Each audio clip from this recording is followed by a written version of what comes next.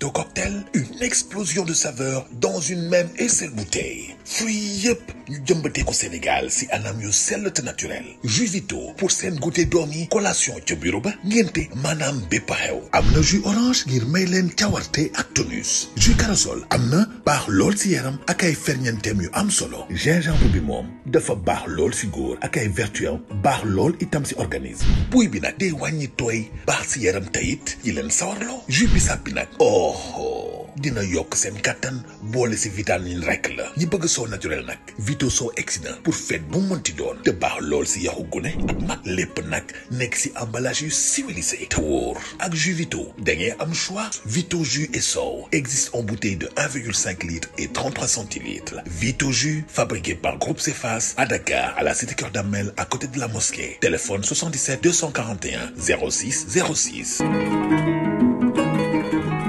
mbokk yi jërë ngeen jëf ci ànd bi ngeen di ànd ak ñun ci seen site internet sénégal5.com ak ci seen télévision 5 TV Sénégal, la télé au quotidien des Sénégalais. gërëm leen sant leen bu baax a baax ci ànd bi ngeen di ànd ak ñun te nag di samedi ñaar fukki fan ak juróom ci weeru juin bi lee ci atum 2022 ñu ngi leen ci ndokkeel bu baax nekk bés boo xam itam kenn dootu ko fàtte ki ni 25 juin 2020 ca la suñu góor ga baax ga jóge woon di Serigne Pape Malick Sy nekk ci atum Serigne Babacar Sy ko woon fii daal di wuy ji boromam nekkoon le 25 juin 2020 ñaari at ñu koy fàttali moom Serigne Pape Malick Sy nekkoon nag nit koo xam ni bëggoon diina la nit ku bëggoon itam yonent bi sallallahu alayhi wa sallam waaye rawatina ñi nga xam ne moom mooy famille di famille Seydil Hadji Malick Sy le 25 juin 2020 25 juin 2020 25 juin 2022 Serigne Pape Malick Sy mi nga xam ne moo fi kitoon kàddu boobu nga xam ne ba léegi nit ñi ñu ngi koy fàttali ba mu naan je n'ai pas peur de la mort mais j'ai peur de mourir. Serigne Pape Malick Sy nekk doomu Serigne Babacar Sy nekk itam caatam soxna Astou Kane mu góor gi Habib Kane mi nekkoon mu xaddamu Seydil Hadji Malick Sy mooy bàyyu soxna Astou Kane kon nag kooku mooy maamu itam ki nga xam ne moom mooy Serigne Pape Malick Sy mi ngi judd le 16 mars 1941 ca Tivaouane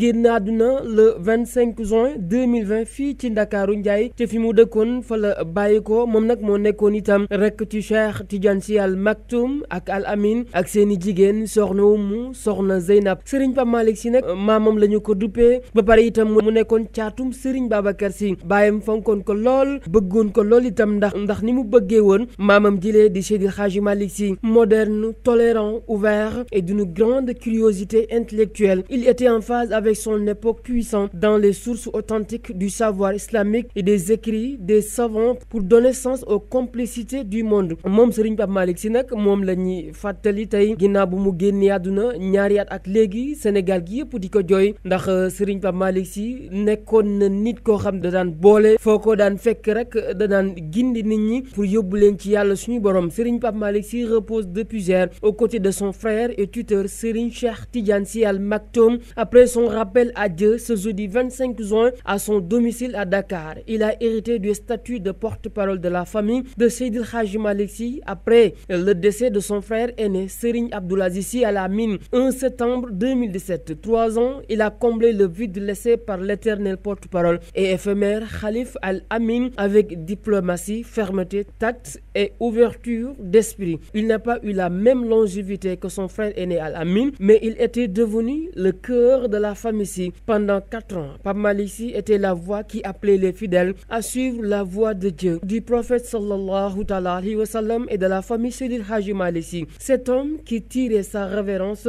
hier a grandi dans l'ombre du frère où il est resté caché de la lumière. Je suis né avec l'image de Serigne Cheikh Ahmed Tidiane Sy. C'est ma source de grâce. Cette phrase résume bien la vie du défunt porte-parole Serigne Pape Malick Sy qui repose désormais aux côtés de ce dernier. À l'écouter s'exprimer dans une intonation captivante avec sa voix de dévot, laisse penser au défunt et 5e khalife Serigne Cheikh Tidiane Sy Al Maktoum en deux termes simples. Le défunt porte-parole est la copie conforme de son tuteur et frère. Il incarnait Serigne Cheikh, il était exclusivement aux ordres de Al Maktoum. Il était le personnage central dans sa vie, alliant l'élégance et l'éloquence, le spirituel et le temporel. Serigne Pape Malick Sy a grandi sous l'ombre de son père Serigne Babacar Sy. Il était son benjamin et nourrissant pour pour lui un attachement particulier. Normal, il m'a donné le nom de son père, disait-il. Ce dernier lui confiait avant son rappel à Dieu, à son frère aîné, Al Maktoum, dont est devenu le confident, le fils aîné et le bras droit, le prince d'Al Khalifa, comme l'appelaient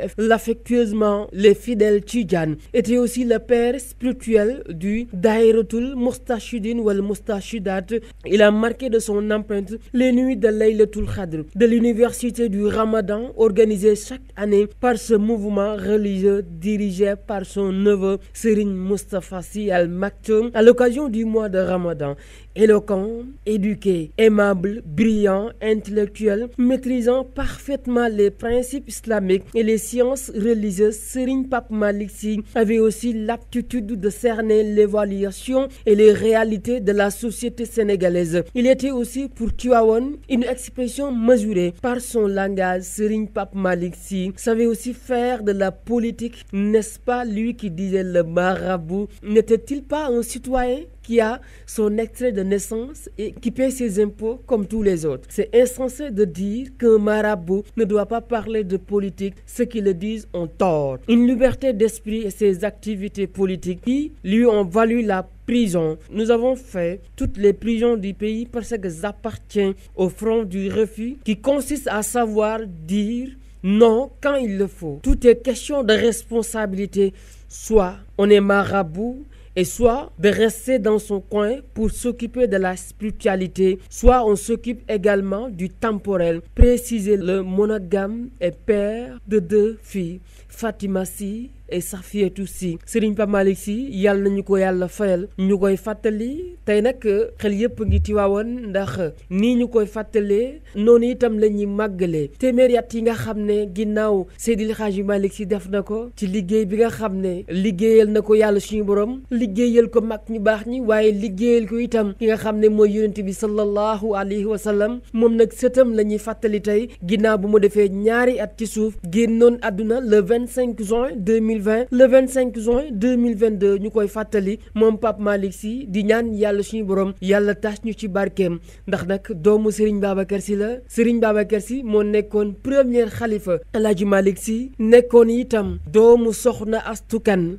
Soxna Astou Kane mu Serigne Habib Kane mu nekkoon mu xaddamu Seydil Hadji Malick Sy. kon Serigne Pape Malick Sy nekk na sëtu Seydil Hadji Malick Sy, nekk itam sëtu Serigne Habib Kane mi nekkoon mu xaddamu Seydil Hadji Malick Sy. mbokk yi jërë ngeen jëf ci ànd bi ngeen di ànd ak ñun ci seen site internet sénégal5.com ak ci seen télévision 5 TV Sénégal la télé au quotidien des Sénégalais. di gërëm bu baax ñëpp ñi nga xam ne jamono yuñ toll ñu nga foofee ca Tiwaawoon di ñaanil itam suñu sang bi di Serigne Babacar Sy Mansour Al Khalifa mi nga xam ne ba mu fi toogee ba léegi tubaarkàlla lépp li nga xam ne ay magam wala ñi nga xam ne ay baayam def nañu ko fi lu ko raw mu ngi koy def. moom nag surtout Seydil Hadji Malick Sy la. Serigne Mansour Sy borom bal xaw mi borom fardul alal ibni sukurul walidayni mawdoy walidul barru yaa ustaazu sindini mooy baayam. Serigne Mansour moomu nag li mu toog ci xalifa bi yàggul lool, waaye tey doomam moo toog di liggéey ngir matal sas bi nga xam ne maamam sas na ko. ñu koy ñaanal mu yàgg fi lool moom bakk rek dara man adem loo kumba caam si saawande saawate gàcce surtout couleur si doon itam si buuna si di fa génn ma mi ci njawaar ba koy jërë ngeen jëf.